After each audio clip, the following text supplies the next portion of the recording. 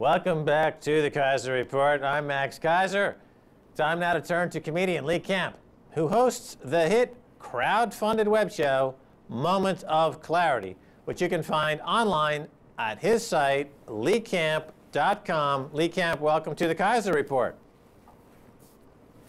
Thanks for having me. Actually, it's leecamp.net, so. All right, well, for those of you in the audience, it's leecamp.net. All right, now, Lee Camp, you were recently on tour in the UK with your comedy act called Transatlantic Fury. Why the Fury? It's the same reasons that you talk about every day. It's, you know, the same stuff I talk about in my web series. We're in the middle of a drop-down, drag-out, bloody freaking war, and a lot of us are too dumb, medicated, or blissfully uneducated to realize it. And meanwhile, I love that in America they tell us we're in a recovery. Why? We have the most homeless people in New York City since the Great Depression, and we're in a recovery. You know, looking at stock prices and deciding that's the health of a society is like looking at a dying man and judging his health on how the leeches look. You know, oh, wow, they look pretty healthy. These are good leeches. You're going to be fine. Now, I got to ask you a question, transatlantic comedy that you're doing. If you can give me an idea of the difference in the audiences, because here in Europe, where you've just finished a tour, you were in Ireland, and you were in Britain and Scotland, and of course, they're having a real experience with austerity and other things. Versus what's going on in America, just from the audience perspective, Lee, if you can fill me in on that, I'm curious. I mean, in terms of what's happening in the world, I don't think there is a lot of difference. I think it's the, you know, corporate raping and pillaging of the world that it seems like a lot of people have accepted, like it's a Katy Perry song. We just figure it's going to be around for a while. Might as well try and pretend like we like it. I mean, the difference is not that huge. I mean, sure, there's little subtle differences, but due to globalization, we're all in the same crap storm here. All right, now, I caught your act with Nick Ravel also, who you're touring with, who's a local British comedian who's doing a lot of political humor, and there seems to be an upsurge in political humor now, finally. And you have something in your act that I liked very much. You talk about a new way to look at billionaires in terms of hoarding. And I thought this was very interesting. If you can talk about that.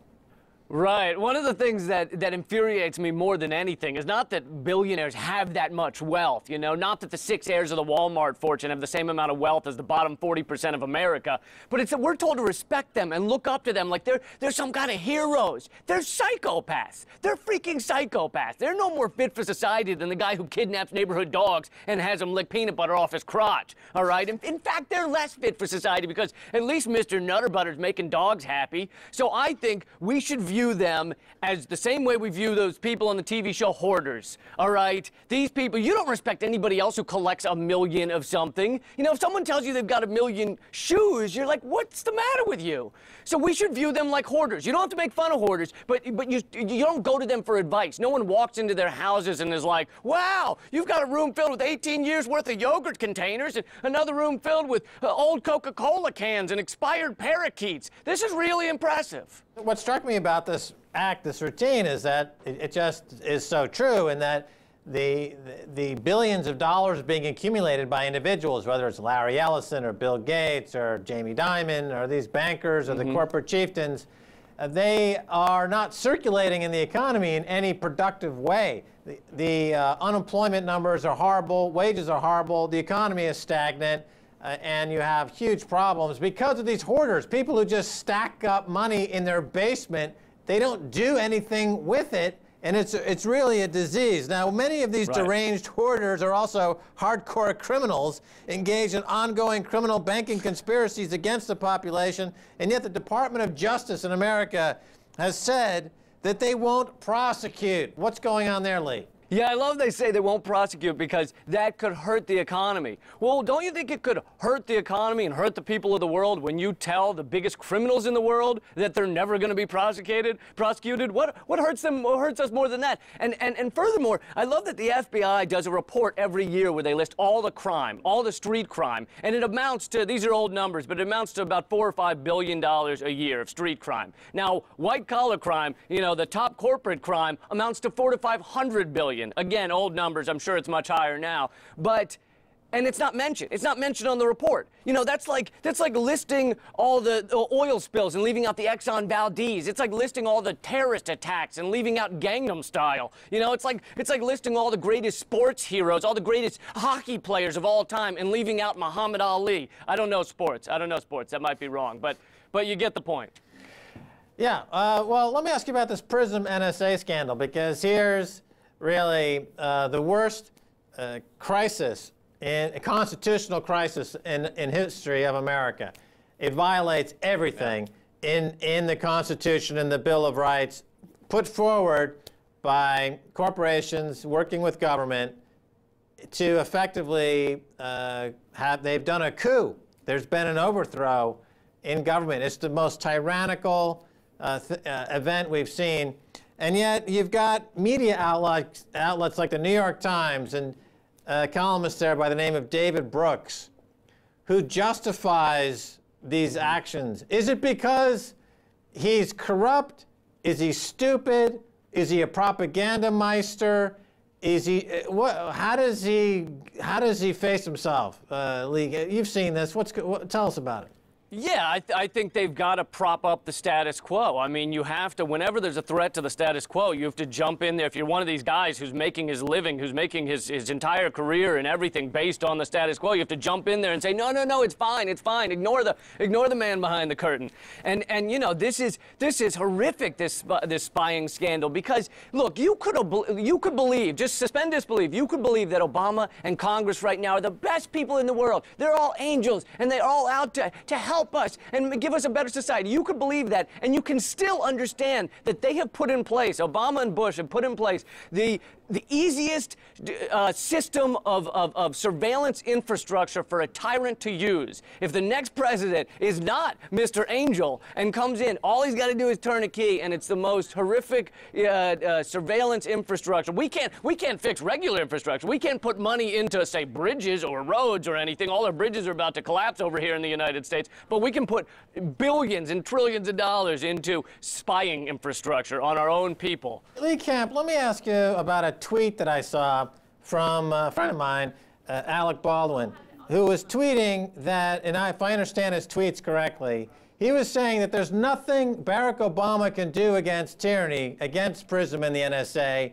because he would end up like John F. Kennedy. Is this the only thing the left in America has to offer in terms of a comeback or a pushback against this open tyranny? That the president can't do anything because of potential of another 1963 event? Well, the Obama apologists are just insane. Look, I'm on the left too, but you've got to look at the facts, all right? You know, Obama has choices. Even if he can't do everything, he has choices. He can choose to go after all whistleblowers more than any administration before him. He can choose to surround himself by Goldman Sachs advisors and Chase Bank advisors. You know, he can choose to do these things, and so he has plenty of choices. And you look at his choices and you say, this is not the guy of hope and change. You know, there's a great video circulating of Obama 2007 debating Obama 2013, and it is night and day. These are two people of separate political parties debating each other. It's absolute just apologies for something that is unapologetic. You know, you can't really defend this insane borderline fascist spying infrastructure that has been created. Now, Lee Camp, I've been following your career. You know, I follow comedians now for 25, 30 years. And I must say, I really think you're one of the brightest that's coming on the scene at the moment. I know, correct me if I'm wrong, but you came out of the Occupy Wall Street movement to some degree. There was a lot of rage that was generated during that period. You started doing videos. You started touring. You started making a name for yourself. But that rage in society and the Occupy rage seems to have diminished somewhat. Do you feel like you're like the Wile E. Coyote? You've run off the edge of the cliff and there's nobody there to support you because the rage is gone, it seems. Or am I missing something?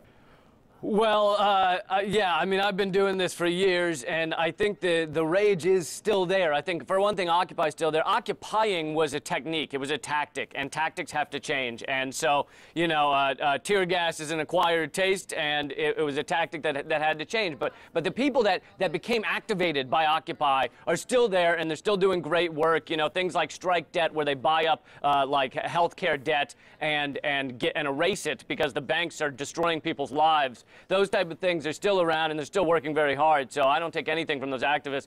But on top of that, I think the rage very much is still there. I think we're in the middle of a drop-down, really bloody war, and you know, a lot of people need to realize it and need to not accept. I mean, the plutocrats have to come up with a way to make sure we don't point the finger at them.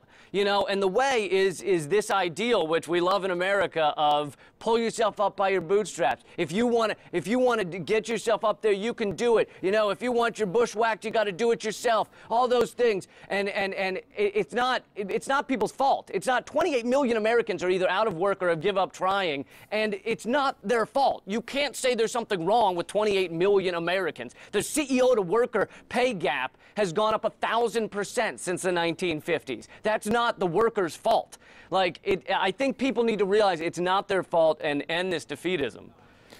You know, I read very interesting statistics, again, on Twitter. Well, I guess it's my main source of information these days, but they were saying that the poorest in America are still better off than 80% of the world's population. So this sets up an interesting question about the apathy of the typical American, because even though they're getting screwed horribly by this government and spied on, they're still, with their measly chicken salaries, able to buy a pizza, sit in front of a big screen TV, pop open a beer, and hang out and do nothing, which is better than 80% of the world's population. What's going to happen? Either America falls down to join the rest of the world into abject poverty, or there's going to be what? More of what we're seeing in Turkey? That is to say, a joining up of this global insurrection against banker occupation? What do you think? Well, yeah, it's very much true that the wealth we enjoy, the relative wealth we enjoy, is on the backs of these workers in third world countries that are working for pennies so that they can make the plastic trinkets and the crappy T-shirts that we get to wear on a daily basis. And so we do need to realize that, yeah, it's people aren't standing up, I think, largely because we do have our movies and we have our crappy TV shows that keep us asleep and anesthetized against it all. But I don't think, you know, you said what's the alternative? Do we all go back to abject poverty? But I don't think. I think there's very much enough resources around. There's enough water for everybody, and bad TV for everybody, and food for everybody, and shelter. The problem is, like you said earlier, the dollars that are being hoarded in little households around the planet. And you know, I've heard the analogy that saying something can't be done because we don't have enough money to do it, like feeding everyone or giving everyone water, is like saying that a builder has enough wood, nails, and hammers, but not enough inches. He's used up all the inches. I mean, dollars are numbers on a screen. They are a measurement, and we have allowed that measurement to corrupt our entire system of thinking. All right, Lee Camp, that's all the time, but thanks so much for being on the Keiser Report. Thank you, Max. Keep fighting. Okay, that's going to do it for this edition of the Keiser Report with me, Max Keiser, and Stacey Herbert. I'd like to thank our guest, comedian Lee Camp. You can find his work at leecamp.net. If you'd like to send us an email, please do so at keiserreport@rt.